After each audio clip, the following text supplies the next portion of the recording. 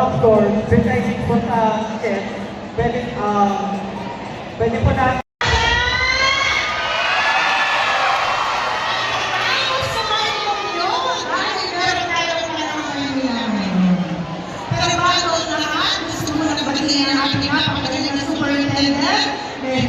maraming salamat sa pagdalasan ko. At palakpakan natin ang ating alkalde na siya ang gumawa ng paraan para maging munisipyo. Palakpakan po natin ang ating alkalde na si Lord Sobrano. Alam niyo mga bata, itong pagkasana ito, maganda sa katawan. Pero, alam ko, marami din sa inyo, marami din hinihinda pag magkasala kayo sa bahay. Alam ko, marami mga kabataan ngayon may pinagdadaanan ng mga mental health problems. Ang mga ganito kaparaanan ng ating syudad ang siyang tutulong sa inyo para maalala nyo kung gaano kayo magaling at gaano kayo kamahal ng Panginoon. Kaya gawin niyo po ito, pakalingin mo ang mga sarili, pero more than dreaming, ang importante dito, makita nyo sa inyong mga sarili. Kaya nyo gawin ang inyong best kahit mahirap. Dahil sa buhay ng isang mahirap, pero pag tayo yung malaman, kaya natin ito. Kaya nyo ba? Mahina? Kaya nyo ba mahina? Nandito ako para ipakilala ang isang tao na alam kumakan ng mga ninyo. Pero tinanong ko sa kanina, kung bata pa siya, naging atleta siya. Pero ang sabi niya sa akin, dahil sa hirap ng buhay, kailangan niya na magtrabaho. Pero, makikita naman natin na sa buhay niya, siya ay hinubog ng Panginoon at ng panahon para maging hilog na magaling na alkalde ng Manila. Kaya ibibigay ko na po ang mikropono sa pinakamagaling na alkalde natin dito sa Manila, si Yorme Isko Moreno Tumagoso.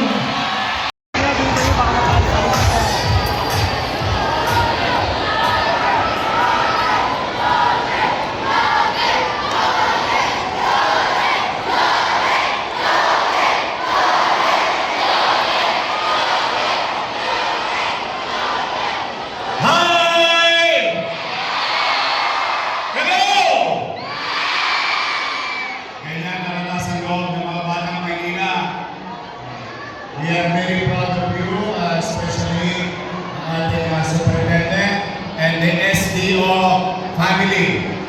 Ang inyong mga principal, guro, and coaches. Especially, of course, your teachers and parents. Kami ni Vice Mayor at sa po ng inyong mga konsihal ay in full support of this type of activities. In fact, may extra pa tayong activities sa December 3. Oy, mas excited din ako dahil yung mga estudyante ng pampublikong paaralan at private school magkakasama-sama nagko-competition o what you call healthy competition. But one thing is common. Lahat kayo ay batang Maynila. And you are going to represent the capital. Kaya kanina, kung maalala ninyo, sa awit ng Maynila, may isinad doon. Maynila, Maynila, dalhin mo ang bandila. Ibig sabihin, yan, ano man ang kinakaharap ng ating lungsod, ng ating buhay, di man ang Maynila, dito, sa ating lungsod, magsisimula ang lahat. Even in fact, anywhere you travel in the country, the kilometer zero starts here in Manila. Kayo ang modelong kabataan ng ating bansa.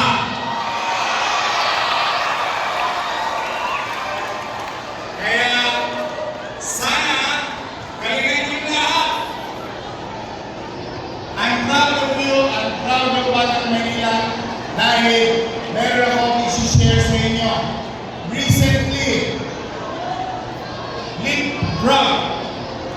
or exponentially withdrew sa ating mga atleta sa Luzon. 2 weeks ago, sumali tayo sa Batang Pinoy. Ginawa sa Mindanao. Last year, ang Maynila nagpadala ng delegado.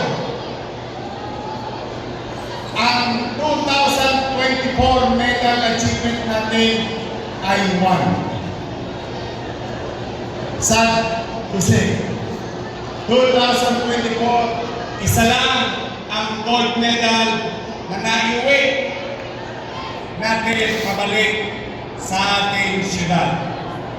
But last week, 2025, with the new leadership of our department, Dave Evangelista, and the team of the city government, we sent again mga Batang Maynila na atleta.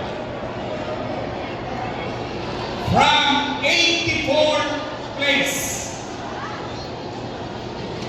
Remember, from 84th place ang Maynila noong 2024 from 1 gold medal in 2024. This year, ang mga Batang Maynila ay nagkamit ng 40 plus gold medal sa ating palaro sa bansa.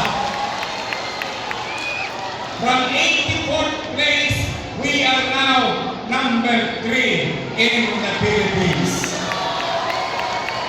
In a short period of time, ibig sabihin, mga Batang Maynila, continue to inspire your teammates, to the coaches, continue to guide our athlete dahil nakikita ko,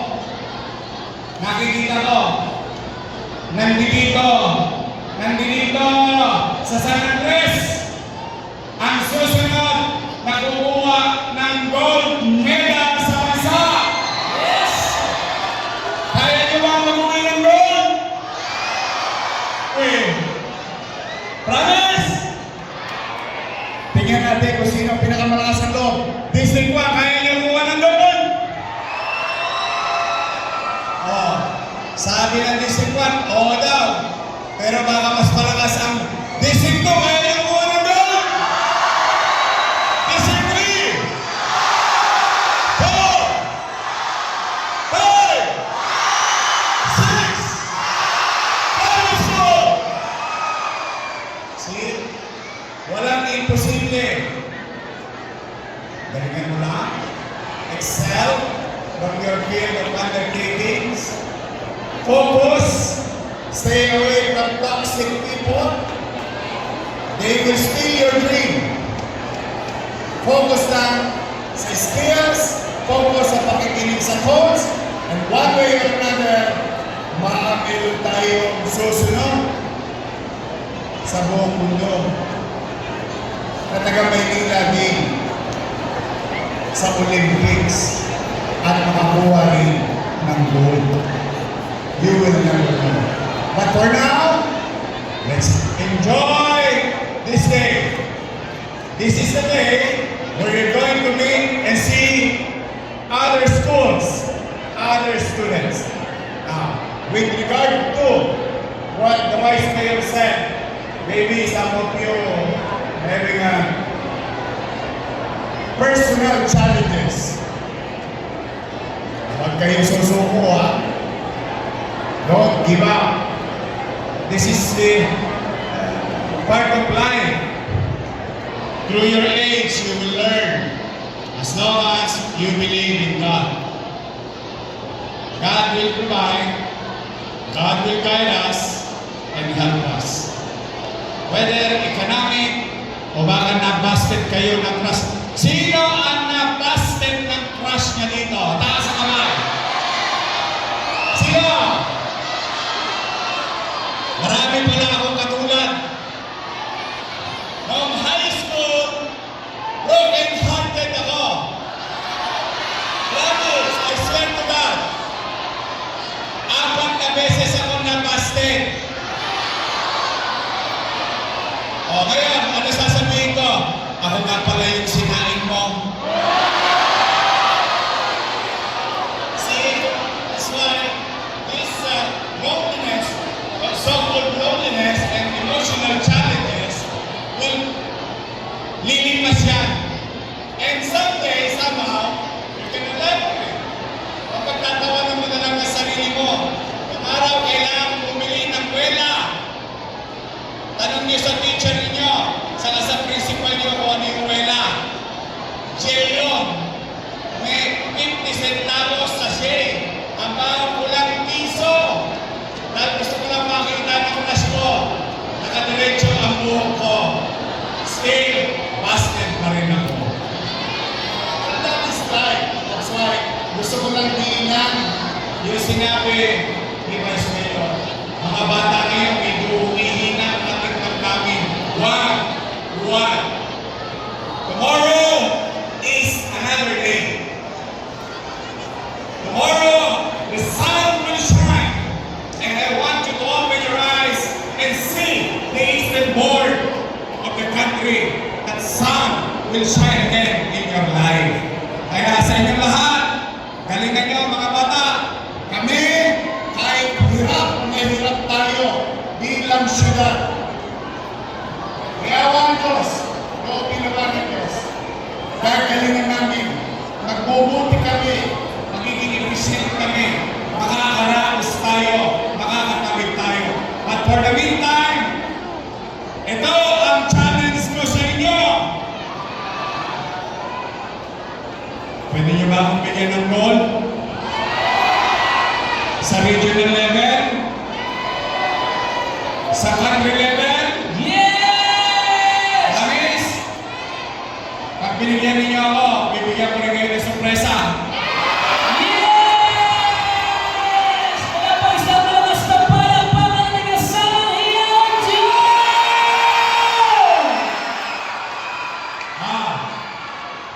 Promise ko yan. Basta iniwayan niyo ako ng goal galing sa region. Meron na kayong sinabi ang ating superintendent na premyo. Yon ay city government. Meron kayong premyo galing kay Yorme. Please, kaya niyo ba? O ngayon, sabay-sabay na. Tuloy sa. Go, George! Go, George! Go, George! Go, George! Go, George! Go, George! Go, George! Mga bata, chill-chill lang ah. Sabay-sabay. Outfit check.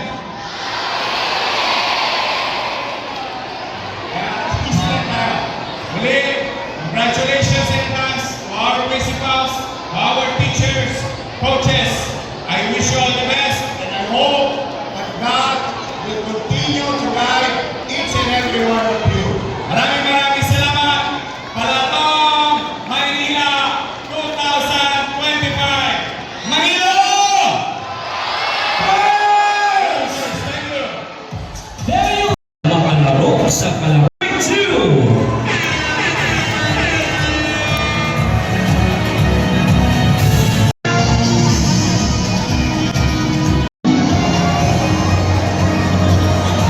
Probably District 3. Let's give them a round of applause.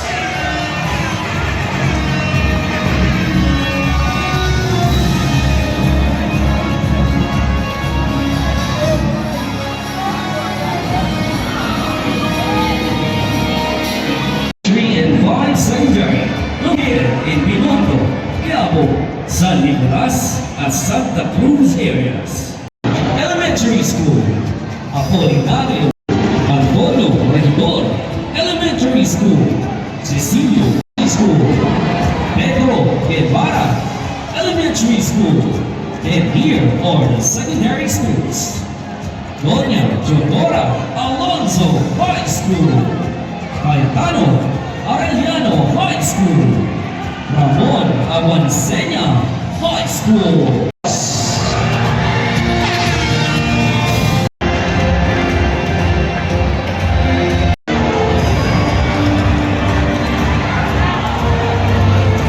Maraming salamat.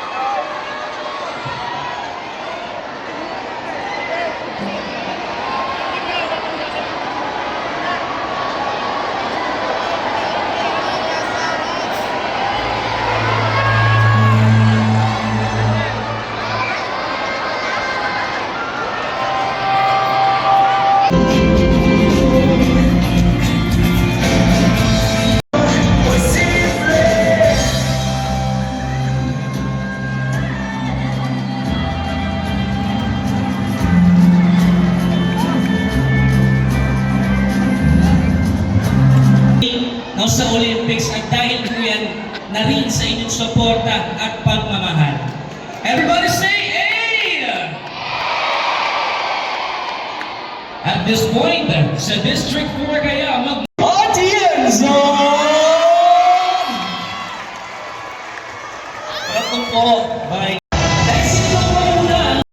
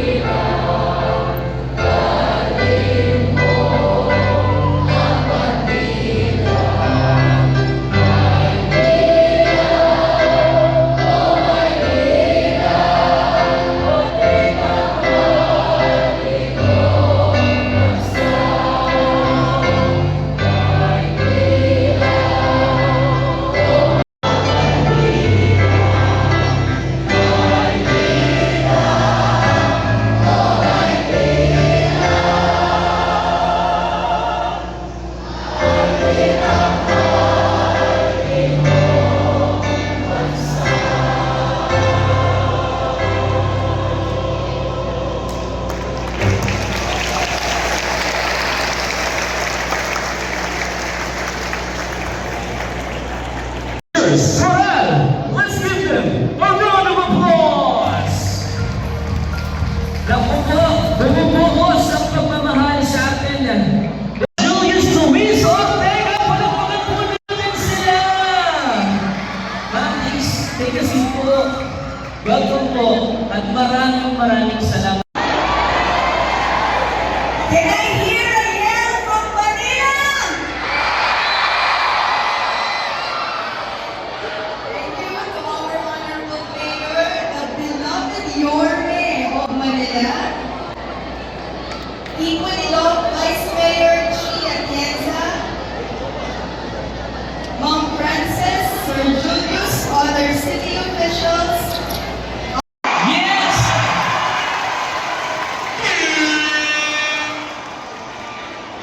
District 1!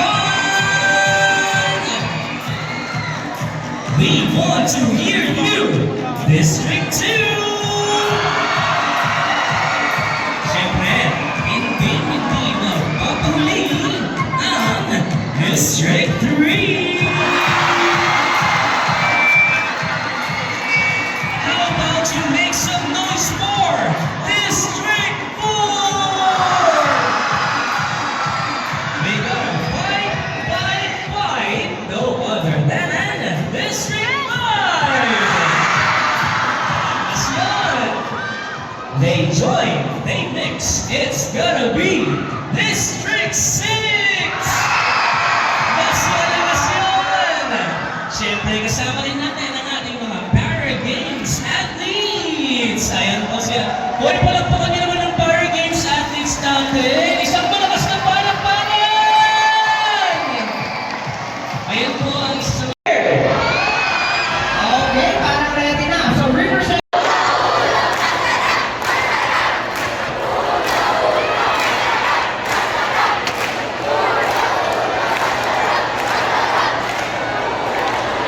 Okay. Ang power. Ready?